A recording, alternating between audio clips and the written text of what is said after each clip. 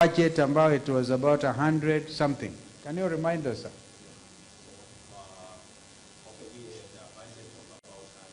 Yeah. Tutaanza hiyo mpango ambao tutasema tunakuja. Mimi na ndugu yangu Eugene hapa tunatoa shilingi laki ngapi? Laki 200. 200,000. Acha tuwapatie hii. Tutapatia chairman. We are announcing we are coming and we feel honored. Thank you so much. Na hiyo kazi endelee.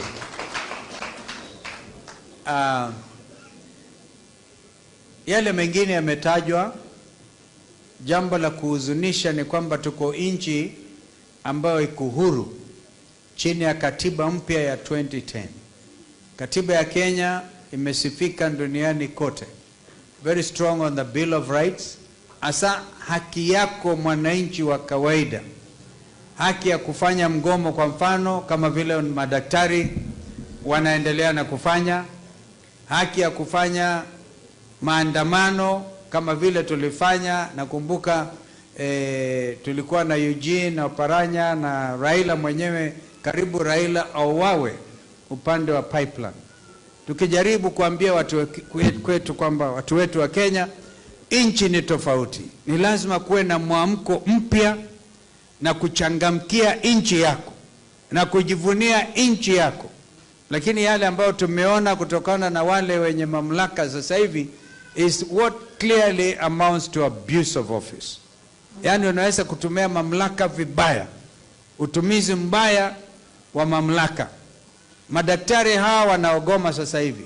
Tumeona hapa habari imetolewa na Inspector General wa polisi. Vile yule Kome vile alisema. Nasema sasa kuanzia kesho ati watafanya maajabu, watalazimisha madaktari wapende wasipende yale ambayo wao wenyewe kama serikali wanapenda. Hiyo lazima tuyakemee. Katiba yetu kipengele cha 37 kimeweka wazi mwananchi anaweza kufanya maandamano, mgomo, picketing, provided ila tu asitumie nguvu. Madaktari hawana mabunduki, hawana mawe. Kwa hivyo wakiingiliwa ni kuonyesha kwamba hii serikali sasa imebabaika mpaka hawaelewi. Badala ya kufanya mazungumzo na madaktari wetu, Wakenya waache kukufa. Asubuhi ya leo tuliambiwa kijana alipata ajali upande wa pale Mumias East, kufika Kakamega madaktari hawako, anakimbizwa Bungoma, wamegoma, kijana akafa. Watu wengi wamekufa kwa jambo hili. Badala ya hawa serikali ambao wanashughulikia mambo ya kukana wao, wanaleta matisho. Vitisho haviwezi kujenga nchi. Fear, even biblically, fear ya aina hiyo inaleta uhasama mwingine wa tofauti kabisa. Kwa hivyo ombeeni serikali hii ili Mungu afungue macho yao waone wananchi wanalia. Hawaoni hiyo. Hawaoni kama wananchi wanalia. Hawaoni kabisa. Naona wakisema ati bei ya unga imeshuka na mafuta yamerudi chini, kwa hivyo wasio wanafuata popular statements. Now I want to ask, ikiwa unga imepungua bei peke yake, ufisadi nao, yani unaweza unafanya exchange program, unapunguza bei kidogo ya unga, alafu unasema watu waibiane na kuleta hali ya umaskini wa kiajabu na sura mbaya ya nchi. Sura mbaya kabisa. Kama vile Eugene amewaambieni, sasa tunaorodheshwa katika mataifa ambayo hayana uadilifu kabisa in terms of governance. So mambo haya ni mabaya zaidi. Tutapatiwa mbolea na tumesema pale asubuhi kabla ya kuja hapa, badala ya kusema watu ambao wamepatiwa mbolea bandia warudishiwe pesa zao mbolea ya sawa, tunasema ndio warudishiwe, lakini pia mafuno, wakati wa mafuno sasa wamecheleweshwa, ni lazima wapatiwe ile gharama ama mavuno ambayo walikuwa wanakisia wapatiwe vilevile wapatiwe. Kwa hivyo mambo haya lazima yote yafanywe mazungumzo. Hebu imagine kama kungekuwa Kenya hii na watu ambao wanabishana na hawa watu, mungepelekwa story, mungepelekwa style ingine ambayo haijaonekana. Mimi nilikuwa makamu wa rais wa Kibaki, kama vile our late brother kijana wa Malwa. Kijana wa Malwa alifanya awamu ya kwanza na mzee Kibaki.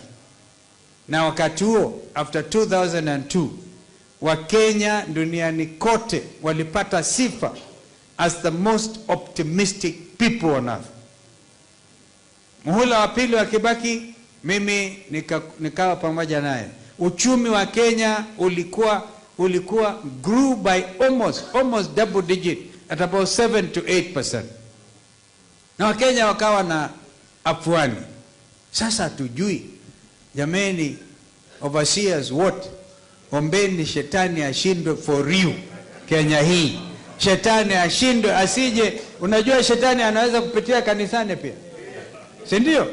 Anapitia kanisani, anaifanya kondoo, anajifanya kondoo, kumbe ni mbwa mwitu. Maajabu haya tumeyaona Kenya hii. Kwa hivyo mimi nataka tuachie maneno, tuachie mafikira yetu hayo, na muyatakafari, muyafikirie kwa kindani.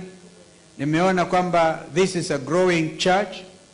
Hata niliongea na, by the way, I spoke to Governor